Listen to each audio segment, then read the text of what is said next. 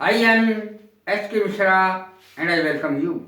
Students के लिए भी और साधारण व्यक्तियों के लिए भी, सबके लिए आज ये लाया हूं वन वर्ड सब्स्टिट्यूशन। यानी इसका अर्थ होता है कि किसी भी बड़े शब्दों में, ज्यादा शब्दों में किसी बात को ना कहके एक अक्षर में कह दो। जैसे शब्द है ओमनीपोटेंट। ओमनीपोटेंट का अर्थ होता है सर्वशक्तिमान। देखिए, इन तीनों ही शब्दों में पहले ही ओम लिखा हुआ है। अंग्रेज भी देखें कैसे मानते हैं इसको। तीनों शब्दों में ओम लिखा हुआ है और ओम हमारे यहाँ भगवान को माना जाता है। तीनों शब्दों में भगवान को ही कहा गया है। Omnipotent, one who is all powerful, जिसके पास सारी शक्तियां निहित होती हैं। अब एक शब्द में लिखना है अंग्रेजी में इसको, तो कहेंगे ओमनीपोटेंट। हिंदी में कहेंगे सर्वशक्तिमान भगवान। दूसरा शब्द देखें, ओम शुरू में ही लिखा हुआ है। Omni present, one who is present everywhere, जो हर जगह उपस्थित हो, उसके लिए एक शब्द क्या आएगा? सर्वव्यापी, अर्थात ओमनी प्रेजेंट। एक शब्द होगा ओमनी प्रेजेंट। अब एग्जाम में इंटरमीडिएट के ये लिखा हुआ होता है कि इसका एक शब्द बनाइए, one who is all powerful, इसका एक शब्द बनाइए, तो आप लिखेंगे ओमनीपोटेंट, सर्वशक्तिमान। एग्जाम में लिखा हुआ आ गया one who is present everywhere, जो हर जगह उपस्थित है, उसको एक शब्द में कैसे लिखेंगे? ओमनी प्रेजेंट, सर्वव्यापी। तीसरा देखें, ओमनीशिएंट शब्द आएगा, कैसे आएगा? एग्जाम में लिखा हुआ आएगा वन हु नोज एवरीथिंग, जो सब ज्ञान रखता हो, सब बातें जानता हो, उसको कहेंगे ओमनीशिएंट। एक शब्द आएगा उसके लिए, और हिंदी होगी सर्वज्ञानी, सब चीजों का ज्ञान रखने वाला।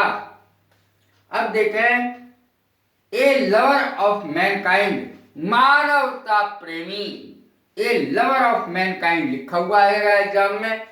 फिलैंथ्रोपिस्ट, ये एक शब्द आएगा इसके लिए, मानवता प्रेमी इसका अर्थ होता है। एग्जाम में लिखा हुआ आएगा that which is no longer in use, जो अब प्रचलित नहीं है।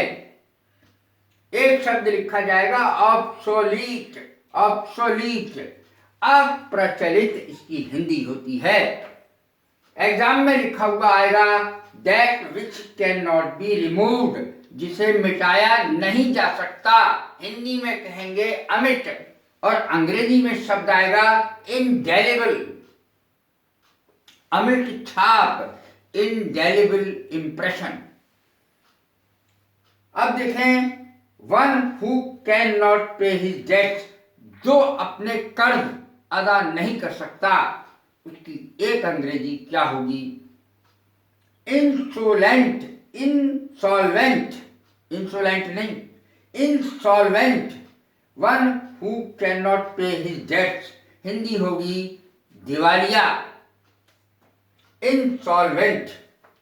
अब देखें, one who goes on foot, पैदल चलने वाले के लिए एक शब्द क्या आएगा अंग्रेजी में? पेडेस्ट्रियन, पेडेस्ट्रियन, पैदल चलने वाला। अब हैंड रिटन मैटर, हाथ की लिखी हुई, पुरानी चीजें, पुरानी किताबें हाथ की लिखी हुई। पांडुलिपि हिंदी में कहलाती हैं, अंग्रेजी में कहते हैं मैन्युस्क्रिप्ट, मैन्युस्क्रिप्ट। मार्टर, मार्टर किसके लिए कहेंगे? One who dies for his country, जो अपने देश के लिए मर जाता है, देश के लिए या किसी अच्छे काम के लिए मरता है, मार्टर कहलाता है। एक शब्द उसकी मार्टर होगी, शहीद उसकी हिंदी होगी। Mercenary, one who works for money, जो पैसे के लिए काम करता है उसको कहते हैं किराए का, हिंदी में, अंग्रेजी में कहेंगे मर्सिनरी।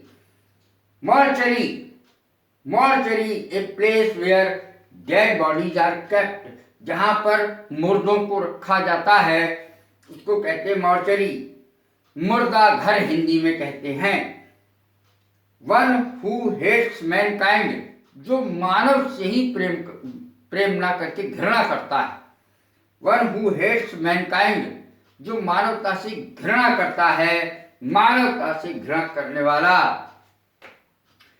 अंग्रेजी में एक शब्द आएगा मिसएंथ्रोपिस्ट, मिसएंथ्रोपिस्ट। अब एक चीज बहुत आजकल प्रचलित है, सब जानते हैं, इसकी अंग्रेजी तो सभी जानना चाहेंगे, वो है भाई भतीजावाद। One who gives favour to his relatives, जो अपने नियर रिलेटिव्स यानी पास की रिश्तेदारी के या किसी भी रिश्तेदार का फेवर करता है, पक्ष लेता है। भाई भतीजावाद हिंदी में कहलाता है ये, और अंग्रेजी में कहते हैं नेपोटिज्म। नेपोटिज्म। कैसी लगी है मेरी वीडियो? लाइक करें, शेयर करें, सब्सक्राइब करें। God bless you. Thank you.